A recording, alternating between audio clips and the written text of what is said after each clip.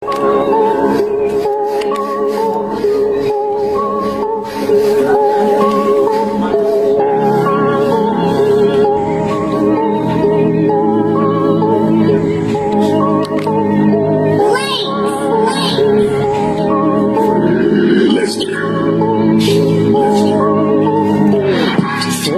init, hindi ko din alam kanino ako magagalit.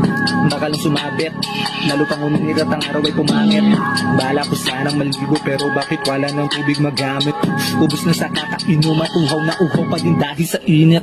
Galit na ako, di ko din alam kung ba't ganito. Nakatapat naman ang electric pump pero ba't ang init pa rin dito? Ano ba ang gagong gawin? Tama ba sutukan para aliwin ang sarili? Kung sa kayain, 1v1 sa harap ng may salamin. Siguro kailangan ipasok sarili, sorry pero lang gamitin. O kaya lumunok isang yelong buo kung talagang sobrang bitin. Pag hindi pa epekto siguro defekto, sige ipukpok na lang din. Tutal ka kung sa init masakit ulo, di ba kapares? Hindi. Ang saliksikin, ang panahon di maatim. Kahit pa magbago ka sa dilim, ramdamang init na ilalim. Pataas ang palag, ganap yung naging walang mahanap na sa labing. Hanggang ngayon bating tiisin, sana matapos kakaanin. Sumagat na sa reklamo, pero wala rin napapala. Bawat panahon ay nagbabago, kaso ngayon ito'y malala.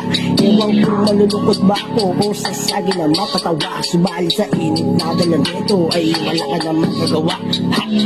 Sobrang init na nagbabaga kahit malamig, no?